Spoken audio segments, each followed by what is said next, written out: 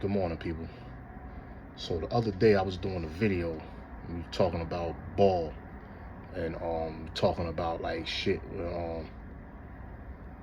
Talking about with Kobe. I was kind of like reacting to something that Shannon had said. They were talking about like LeBron scoring and stuff. Well, Kobe had 20 years and he didn't do it. And I was like, I was trying to finish this point of putting context to it. And at the end of it, I was talking about the type of team that the Lakers had with Shaq and Kobe than without Shaq and Kobe. And I was doing like a comparison. Like, Kobe had a harder route to winning without Shaq than he did with Shaq. He came to the league, he was 17. So, and then he's playing behind all-stars. And then when they actually started building a team around him and Shaq, they had a great team. You had Rick Fox out there. You had Robert Horry, Horace Grant. They had Ron Harper. You had Brian Shaw. You had Zaya Ryder. You had who else? Glenn Rice. Like, they had a mob out there, man. Devin George. They had a mob, man. Now all those guys ain't household names, but they were solid players. Ron Harper was an all-star in his day. And Robert Horry, Big Shot Horry, he was one of the greatest role players you ever seen. So, it ain't like, they had a lot of talent on that team. On the second team, he was asked to do more, a lot more. You know what I'm saying? So when he had Shaq, he was really, the whole time it was about, it was always a dispute of who was the man on the team, especially after 2001. And Kobe started, coming into his own. And,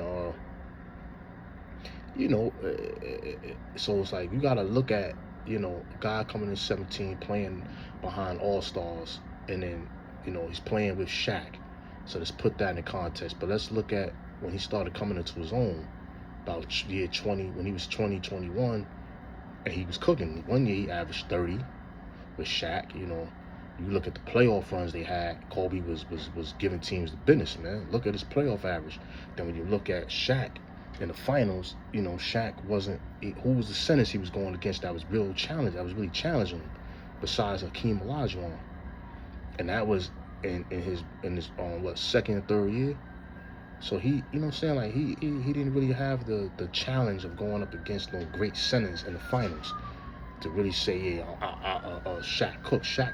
Not saying he couldn't cook, but Shaq, it was easier for him to cook because he didn't have nobody to really guard offensively. And I think I was explaining that.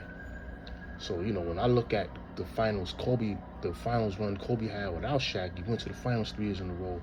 Yeah, I said that he blew the chip and against Boston. You know what I'm saying? The reason I say he blew the chip because they had a chance to go up 3-2, and they were up 25, and they blew that game. They let Boston come back in LA, and that was the deciding. That shit could have pushed it. If they would have won 3-2, I'm guarantee you that would have won 7, and anything could have happened. You know what I'm saying? Like, but because they blew that game cost them the series. They gave Boston a momentum, and then they went back and they just crushed them from there. So it was just Boston's year that year. You know what I mean? So Kobe got his 2 straight. He went and got Gasol. He had Bynum. Bynum never got into his. He never really fully developed. He was still a developing player with Kobe. Remember, he came in at least 17, 18. So he was still developing. When he got Gasol who was, he's an all-star, but Gasol wasn't like one of the greatest, best players in the league. Like, Gasol was a solid player. The reason why it worked with Gasol made the game easier because Gasol could get his own shot, and Gasol was an all-around player. He can pass, he can rebound, you know what I'm saying? He can play off the ball. He didn't need the basketball, so he fit Kobe well. Pause. And then you had Lamar Odom, who was supposed to be like a Pippen / Ron Harper type dude, but not the defender they were. You know what I'm saying? But he was supposed to be like the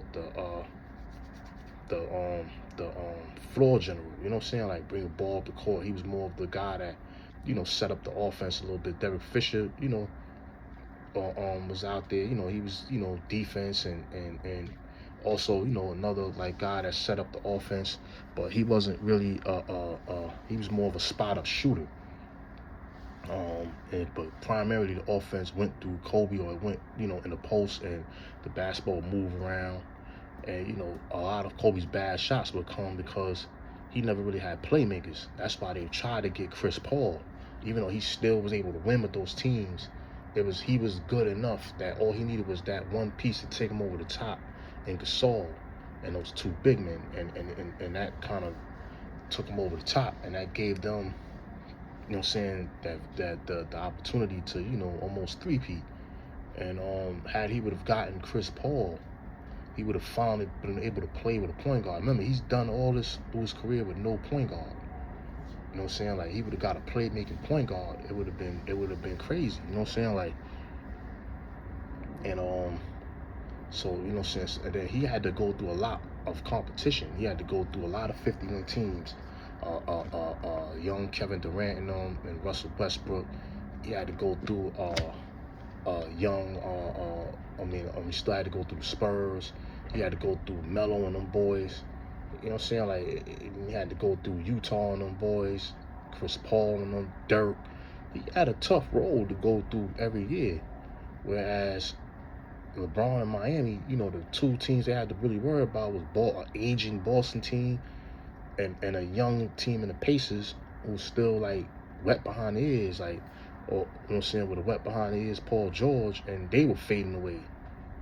So it wasn't, you know what I'm saying, like they you know, he didn't really, you know, LeBron, and after that it was just smooth sailing for him. Everybody else, nobody was on his level out there, you know what I'm saying, or close to his level. They didn't have no teams that was really championship contenders. So of course he's gonna dominate and win 8 straight. You know what I'm saying? Like, and not only that, and then like, you know, so it's like when you look at positionless basketball in today's game, because now you got these kids, you know, because we're getting into this, you know, GOAT debate shit. But when you look at these kids, right, and playing ball, now they like, yeah, we were more skilled. They don't watch the game. This is how you know they're uninformed about history, man. And I was talking about this too, like, you know, in our era, my age, we saw it all. And we even seen this era. So what they feel like is we don't respect their era. Because it's not that we don't respect it. We're trying to tell you that the game is a lot easier to play for you guys than it was in the eras that we watched basketball. Or some of the old NBA players are saying the way we played, they were getting hand checked. They were, you know, it was more physical. There weren't much flagrant fouls like that. So the game was a lot more physical, and everybody played more traditional. To me, it was around the time of Anthony Davis and Cousins, and then the Joel Embiids got in a league that the positionless basketball really took to a different height, because you had big men now that they weren't playing so traditional. But when you look back in the days, you had plenty of big men that didn't play so traditional. You know what I'm saying? Even though basketball was traditional, you had guys like David Robinson. You had guys that, see, this is how you know they're uninformed in their history. You had guys like Derrick Coleman. Derrick Coleman was a beast, man. Billy Owens. These are guys that could put the ball on the floor. You had a guy like Chris Mullin, who wasn't really a big man, but he was a shooting guard who could have probably played small forward as well, that could put the ball on the floor, had the left, could pass, could shoot. He could play that and one type style of ball. You know what I'm saying? Like, you had Kenny Anderson, was another point guard that just get busy. Rod Strickland. These are not superstar players, but this is the talent that you had in the league. That Jordan and all of them. You had Patrick Ewing, who was a center that could stretch the floor. He could shoot the jump shot. He could step out and shoot an 18, 20-footer. You had Akeem Olajuwon, like, that could go out and shoot a 3 occasionally. You had Charles Barkley, who was an undersized power forward, 6'4", 6'5", playing in the post, man. But can do it all. Put the ball on the floor, could pass, athletic, you know what I'm saying, shoot threes. So it just, the game was played, although it was played traditional, You know, you always had great talent in the league. Even in the 70s, when there wasn't really no dominant teams, you still had great players out there, man. With the Rick Barry or whatever, you know, or a great scorer. You had Pistol Pete. You know, you had guys like Dr. J and them teams. Like, you know what I'm saying? Like, you had Bill Walton and them. You had Cream. You know what I'm saying? Like, you know what I'm saying? Like, you had Oscar Robertson, you know what I'm saying, to the early, mid-70s. Like, you had guys out there that was balling, like, you know what I'm saying? Even in the 80s, like I said, you had guys like Mitch Richmond. You know what I'm saying? Like guys that could shoot the ball, man. Mark Price, Larry Bird, Reggie Miller, these guys could shoot the ball, man.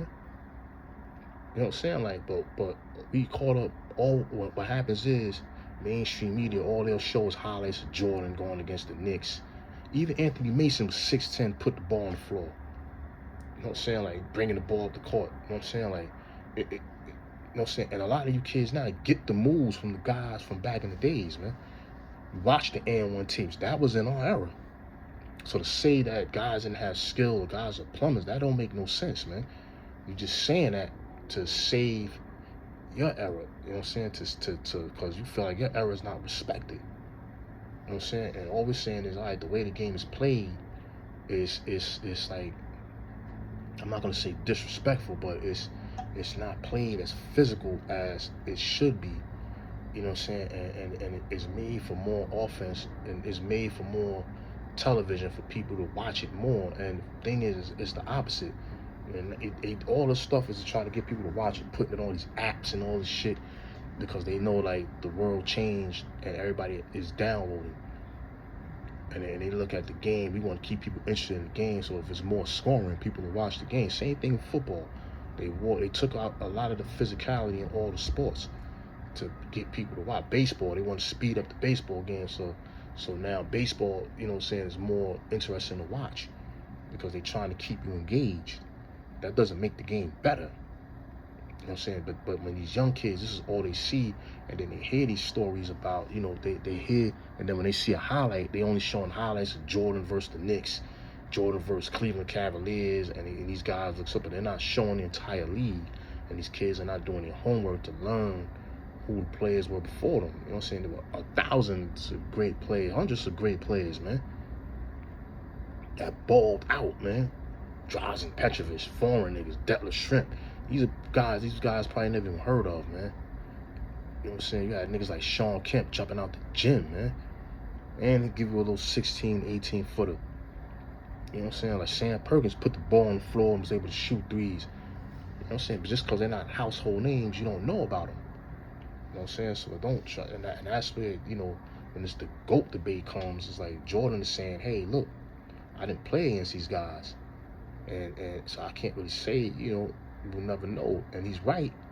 And that's why it's for us to make these arguments. These arguments are more barbershop talks that got blown out of proportion. And people were taking this shit to heart. And it's like, you know, we all saw what we saw. And we trying to explain to you, we're still watching the game now. And we're saying the game is not the same. And what Jordan, I don't think Jordan will average a 40-point triple-double. That's rough. That's a little tough. Russell Westbrook was able to average a triple-double because of his athleticism and hustle. He's a hustle and athletic point guard. He's not really going to woo you with skill. Took his athleticism away. He can't shoot. He can't really. He's not really a great passer.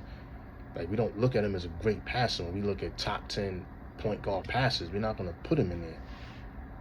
I doubt it. Where's he ranked? You got Magic, Jason Kidd. You got who could pass the ball good? Mark Jackson, man. You got Mark Price was a good point guard. You got Isaiah. You got, you know what I'm saying? You had missing somebody, John Stockton. You know what I'm saying? Like what's my man name? Williams, man. The white kid, White Chocolate, man. You know what I'm saying? You had plenty of guys that passed the ball better than him. Jason Kidd. You know what I'm saying? Steve Nash. Like, he's not going to be Chris Paul. He's not going to be up there like that. You know what I'm saying? But his athleticism and his size, his athleticism and his hustle, is what made him a great point guard as far as getting able to average a triple double. You know what I'm saying? Like, he played the game ferocious. You know what I'm saying? Like, he was jumping out the gym. You know what I'm saying? Like, his energy level. You know what I'm saying? That's what, like, when you look at niggas like Oscar Robertson, you know what I'm saying? He was a bigger point guard. You know what I'm saying? Who had the mindset to, you know what I'm saying, know how to ball, be. You know what I'm saying? Like, that was the difference. You know what I'm saying? Like, but they'll look at Russell Westbrook, he did it, and say he's better than, nah, fam, slow down, man. Slow it down.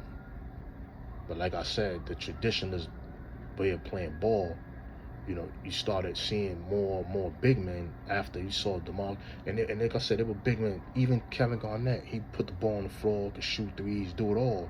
Antonio McDyess was another one. You know, but it was like more highlighted more because of the 3-point shot, because of Steph Curry. Everybody was trying to emulate him shooting the three, and it stretched the floor a lot more. And you started seeing guys like Cousins and AD and Joel Embiid a little bit after them coming in the league cooking. You know what I'm saying? Like, they're able to put the ball on the floor, they can go in the post, they can shoot threes. They kind of changed the game as far as for the big men. And then you got the Jokic's, he's stretching the floor. You know what I'm saying? And it just, you know, it became more of a trend. You know what I'm saying? Like, when you look at a guy like Shaq was more of a traditional center.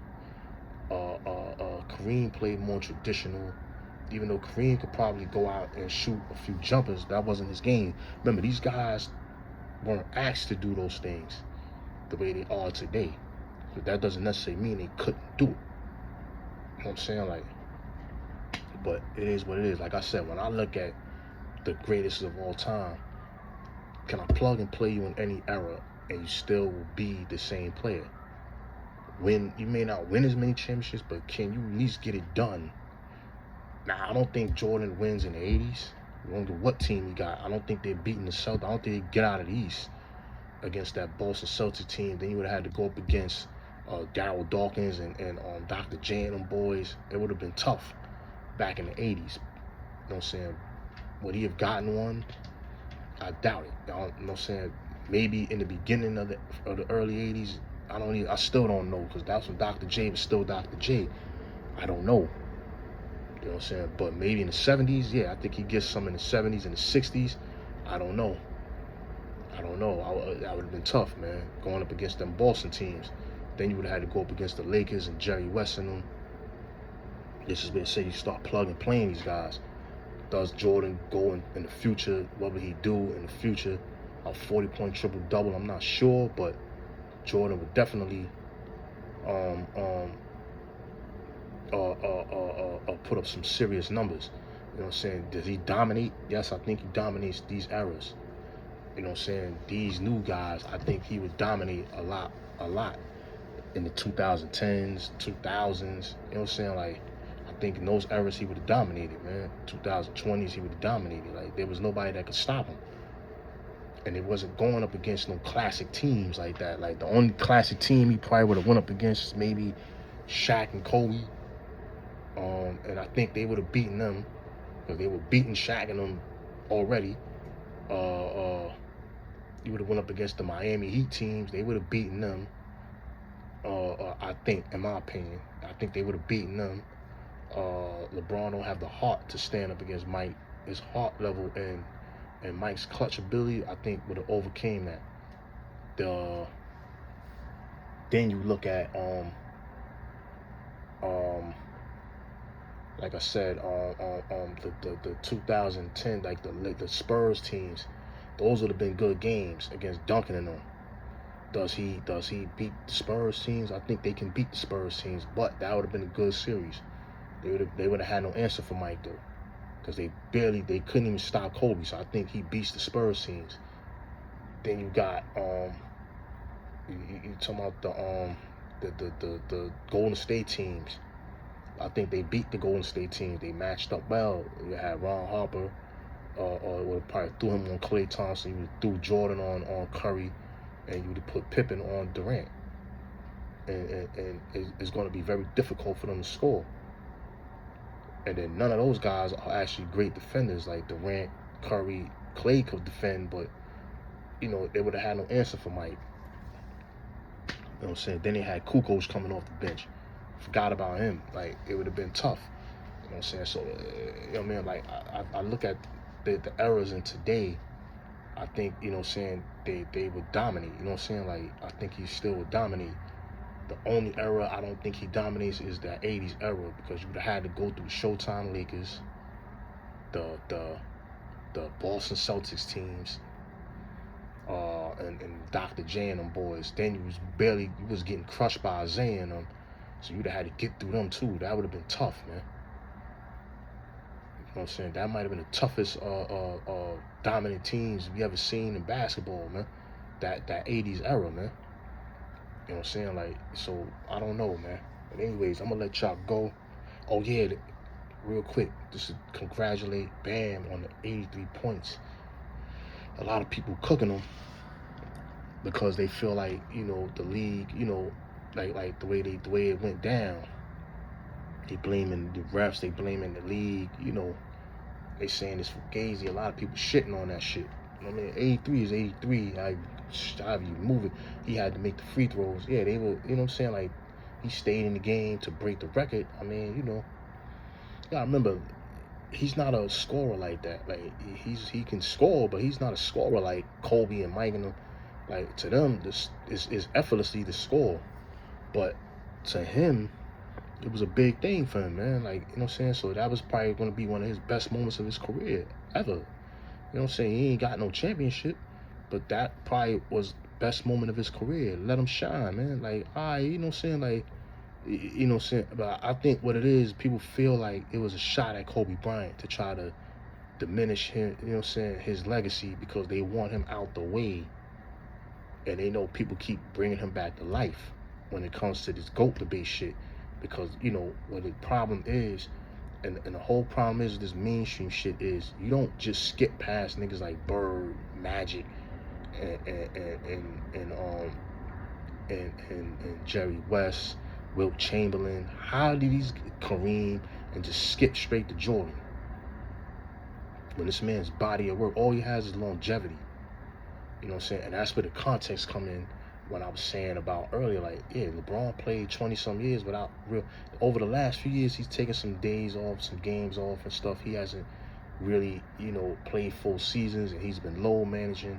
But, you know what I'm saying? Like, that's all been over the last, maybe I would say 3 or 4 years. He's been like that. You know what I'm saying? Just low managing and shit. Like, you know what I'm saying? Like, I think that,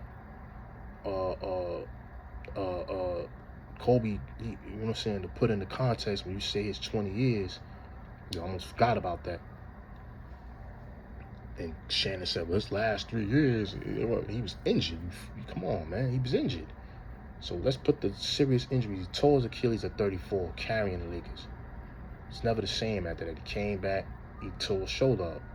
Now you're talking about a 36-year-old man trying to come back and recapture his career.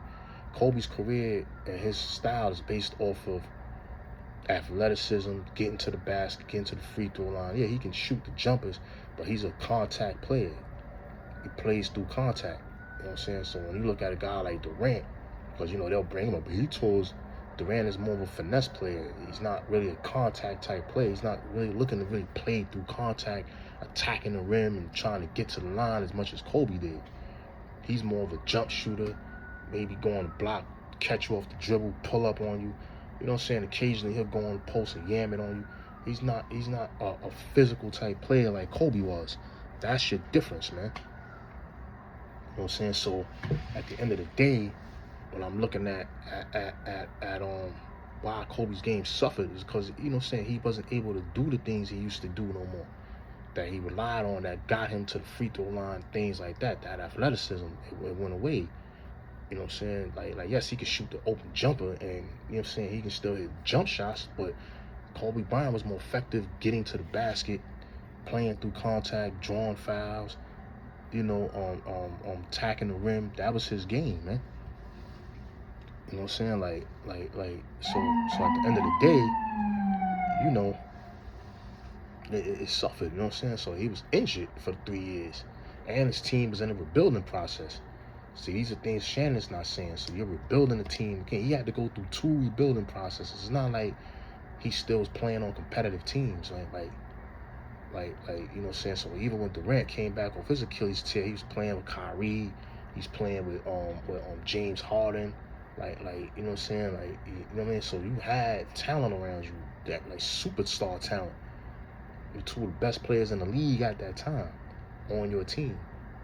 You know what I'm saying? So you know what I'm saying? Like, yeah, that puts you in a position where, you know, you're able to compete. You know what I'm saying? And elevate your game. Where Kobe's in a rebuilding process. Like, he trying to play with a bunch of rookies and I mean, like, it was just, come on, man. It's like, that's not a fair assessment, man. You know what I'm saying? So he eventually retired. But we all know Kobe's a better scorer than LeBron. Like, if you don't know that, if you're just saying LeBron's a better scorer because he has more points and scoring average, LeBron was in Cleveland, you know, and was the main focal point for years, only focal point really. And then you got to look at him in Miami. He was more of a workhorse, you know what I'm saying? Then Kobe, he had the ball in his hand. Everything went through LeBron, like, you know what I'm saying? They didn't play with point guards either, so everything went through LeBron.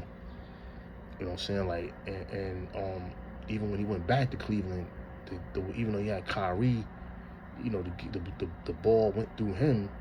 He had the ball most of the time. So, you know what I'm saying? Like, LeBron is the guy. He's more of a workhorse, man, than Kobe was. As far as, you know, Kobe was more on offense. He didn't, you know what I'm saying? He didn't bring the ball up the court like LeBron is the guy that bring the ball up the court, set up an offense. You know what I'm saying? Like, trying to make plays and things like that. Whereas more of a playmaker, where Kobe was more, you know what I'm saying, just attacking and scoring. He can make plays, but he was more of an attacking scorer. So it's two different styles of play. Where LeBron, you know what I'm saying, like, because he has the ball more, he's going to get, you know what I'm saying, he's going to get more opportunities to score, and he's more of a fast break type guy. So, you know what I'm saying, like, it was, you know what I mean, like I wouldn't say he's a better scorer, because when you look at how they score, you know, you take LeBron outside the paint, he's not a very good shooter at all. He's not a very good free throw shooter. He's not a very good jump shooter.